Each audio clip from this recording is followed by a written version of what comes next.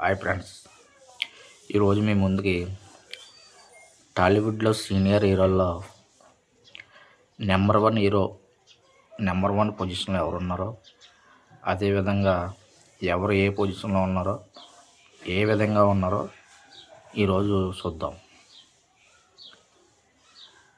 4వ ప్లేస్. ఇది ఇన్ఫర్మేషన్ ఎలాగంటే కరోనా ముందు వదిలేస్తున్నాం,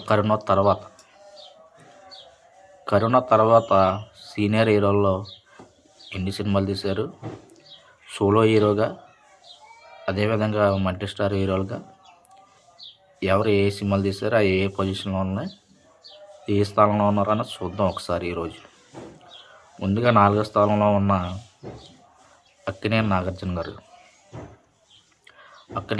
గారు అంటే ఈ మధ్యకాలంలో సోలో హీరోగా సినిమా తీయలేదు, ఒక్క సినిమా కూడా లేదు. ఈ మధ్య నా సామరంగా, కుబేర, కూలీ ఇవన్నీ మల్టీ స్టార్ మూవీసే, ఒక్కడ కూడా సోలో హీరోగా సినిమా తీయలేదు. అందుకే ఈయన 4వ స్థానంలో కొనసాగుతున్నారు. ఈ విధంగా ఆయన 4వ స్థానంలో కొనసాగితే 3వ స్థానంలో వచ్చి కొణిదెల చిరంజీవి గారు కూడా సోలో హీరోగా పెద్ద సినిమాలు ఏం తీయలేదు. బోలశంకర్ ఒకటి తీశారు, అది కూడా remake movie, utter flop movie. అందువల్ల కూడా అంటే నాగార్జున గారితో పోలిస్తే చిరంజీవి గారు ఒక సినిమా తీయడం, అది ఒక 70 కోట్ల దాకా రావడం, ఆ విధంగా 3వ స్థానంలో చిరంజీవి గారు ఉన్నారు. అదేవిధంగా ఘాట్ ఫాదర్ కానీ, వాల్తేరు వీరయ్య కానీ ఇవి మల్టీ స్టార్స్ మూవీసే. వాల్తేరు వీరయ్య వచ్చి రవితేజ ఉన్నాడు కాబట్టి అది మల్టీ స్టార్ మూవీ, అది లెక్కలోకి తీసుకుంటలేదు. అదేవిధంగా 2వ స్థానంలో ఉన్న విక్టర్ వెంకటేష్ F3 తీశారు, అది మల్టీ స్టార్ మూవీ. వెంకీ మామ, అది multi star movie. Last year వచ్చిన సంక్రాంతికి వస్తున్నాం సోలో హీరోగా 100 కోట్ల బొమ్మ రావడం జరిగింది. అదేవిధంగా మంచి కష్టం కూడా రావడం జరిగింది, 250 కోట్ల గ్రాస్ పైగా వచ్చింది.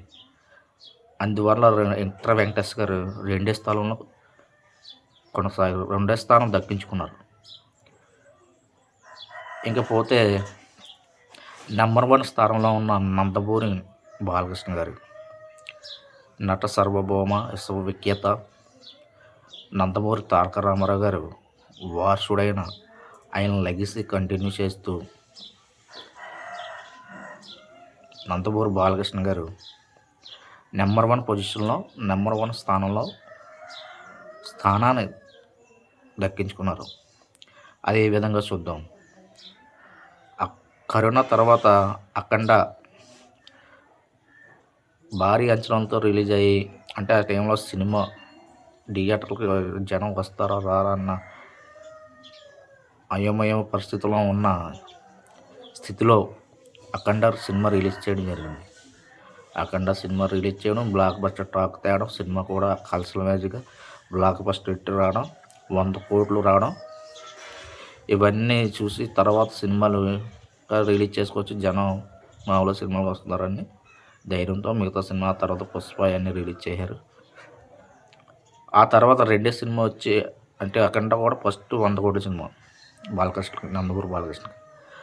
ఆ తర్వాత సెకండ్ సినిమా వీరసింహారెడ్డి, ఇది కూడా 100 కోట్ల సినిమా, పండగ సీజన్ సోలో హీరోగా. తర్వాత 3వ సినిమా వచ్చి భగవతి కేసరి, ఇది 100 కోట్ల సినిమా సోలో హీరోగా. తర్వాత వచ్చి డాక్ మహారాజు, ఇది సోలో హీరోగా రావడం జరిగింది, ఇది కూడా 100 కోట్లు రావడం జరిగింది. ఈ 4 సినిమాలు కూడా యూఎస్లో 1 మిలియన్ మార్క్ కూడా అందుకోవడం జరిగింది. ఇది సంవత్సరం రికార్డు బాలకృష్ణ సీనియర్ హీరోల్లో.